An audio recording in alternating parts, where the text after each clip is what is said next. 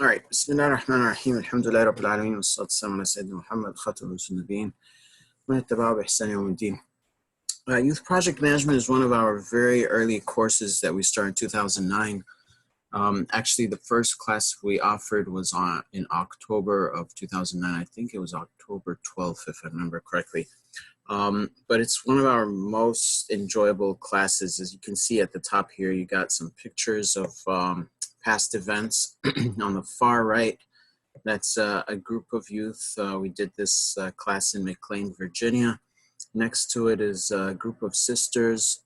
That was in Ellicott City, 2010. That was class 201, cost management.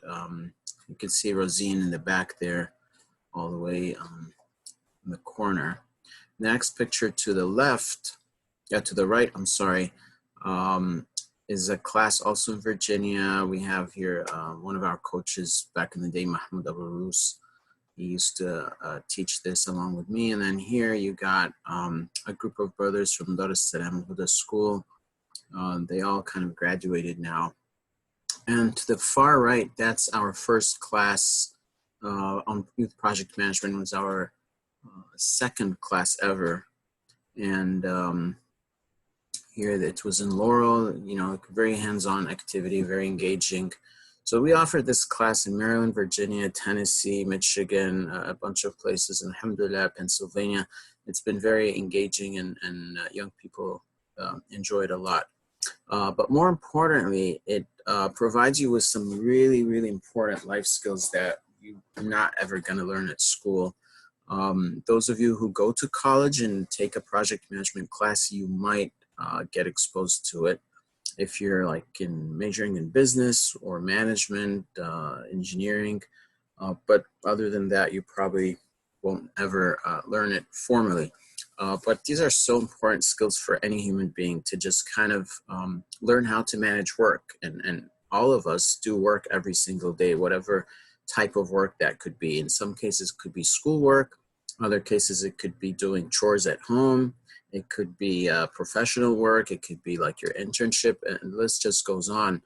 Those of you who grow on and, you know, start a family, if you're a mom, you do things at home, taking care of your kids and, you know, working maybe as well on the side and, you know, doing groceries or whatever, working from home.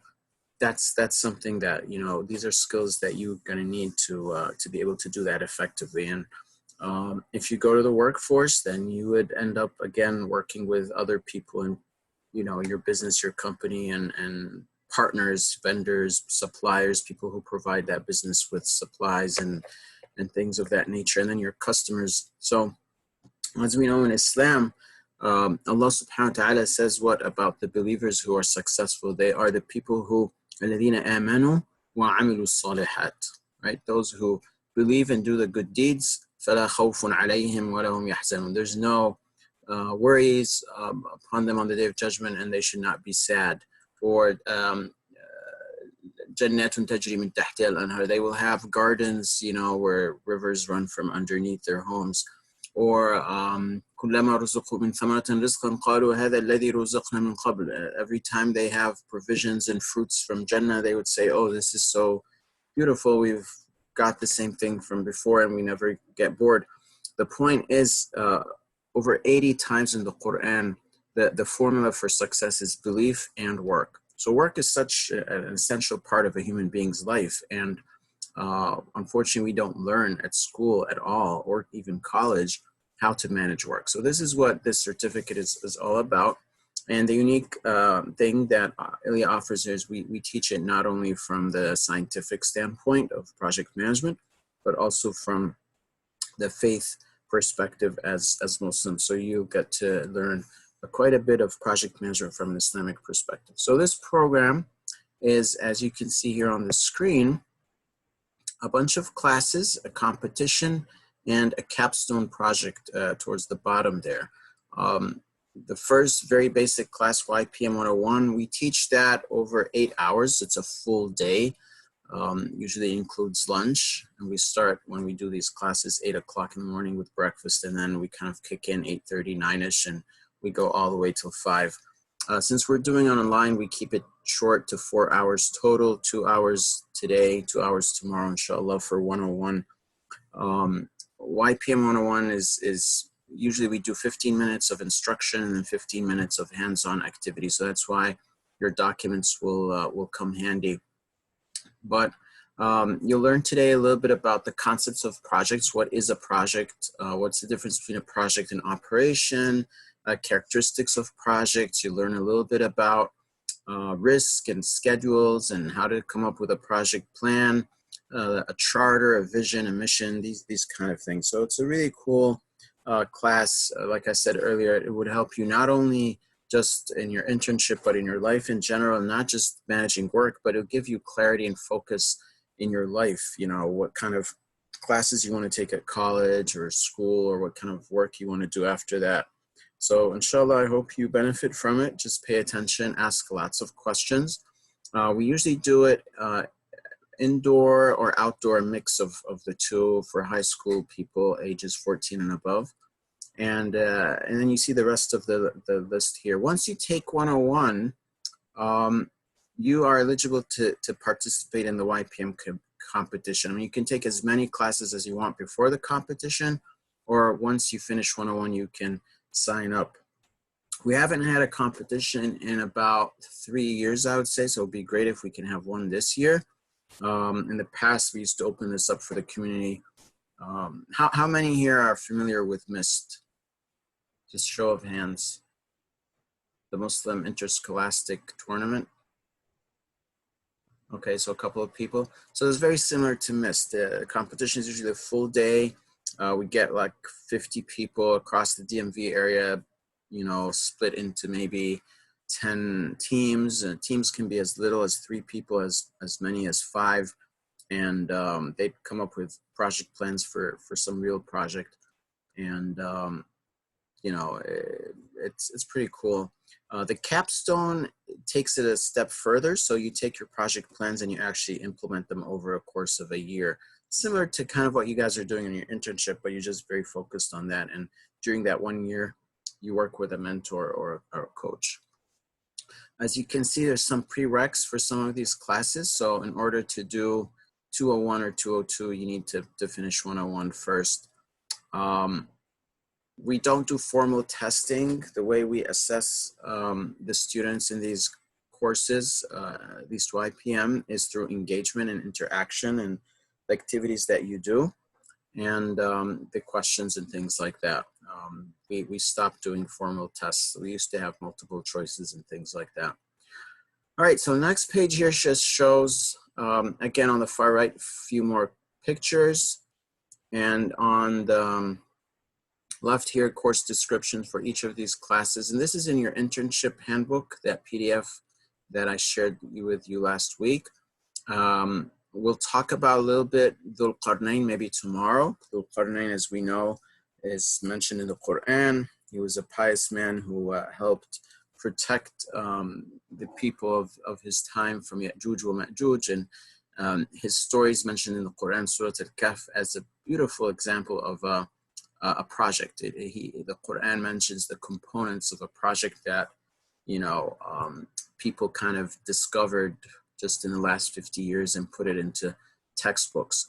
And just to give you an idea, what you guys will learn today is kind of a simplified version of this. This is called the Guide to Project Management Book of Knowledge, or Body of Knowledge. It's the standard. It's an American national standard. As you can see here at the bottom, it says ANSI. Where is it? Yeah, over here. It's an ANSI standard. These are American standards for engineering and other things like that. And you can see here the number down on the bottom of the page. But this book kind of covers the body of knowledge of project management. What you guys will cover today is a simplified version of this 600-page reference or standard. So it should give you a good jump start to kind of talk the same language as professional project managers. And by completing this course, you should really feel good about yourself, because again, most adults learn this after they finish college. Like what you're going to learn today, most people learn it after they finish college. So this, again, if you finish all this 6 classes in the capstone competition, you'll be really on top of your game. All right, so as you can see, most of these classes are full day, 7 to 8 hours, and there's a book. I'll get you that PDF, inshallah, once we get started here. The rest of the classes, cost management focuses more on balance sheets, so dives deeper into cost management for projects. So it covers a little bit of accounting. Again, parts of Accounting 101 that you take in college, first or second year of college. Talks about budgets, income statements, balance sheets, variances for projects, and mostly around money in project management.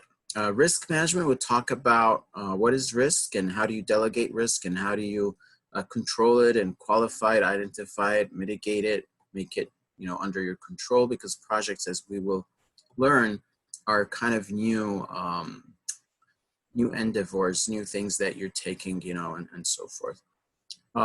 We talk a little bit about time management and scheduling and how do you come up with resources and allocate them to different timelines or durations on your schedule. There's a book here, Concept of Time in the Life of a Believer. And then lastly, we talk about communications. Communication is so important. What project managers do for the most part is to communicate with other people in their project. So there's something called active listening, conflict resolution, how to present ideas, how to motivate your sponsors and people that you're working with so your project can be successful. This is actually 2 days, the same as the time management. You can see here a bunch of sisters, again, in these previous sessions. And then lastly, we talk about why is this so important. So we go over some real case studies of real projects. There was a project called the FBI virtual file back in,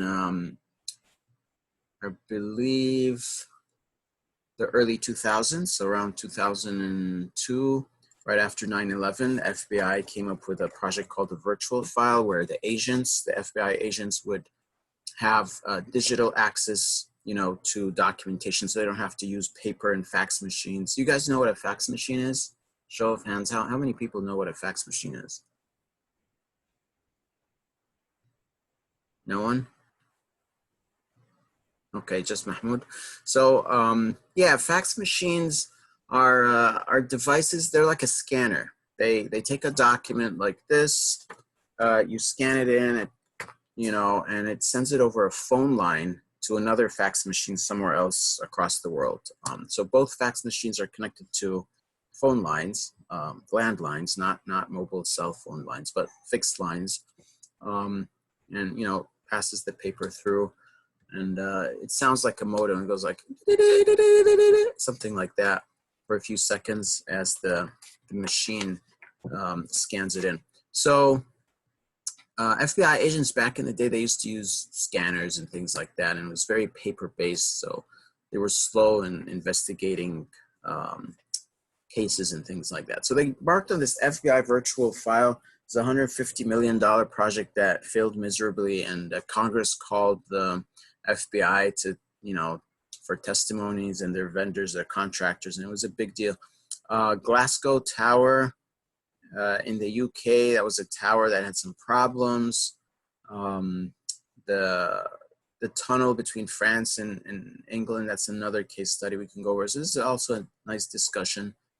So it teaches you why project management, so important from a professional standpoint. And then the competition, and lastly, the capstone project. All right, so I'm gonna pause it here, see if anyone has any questions before we get started. So if you guys wanna unmute yourselves and just jump right into it.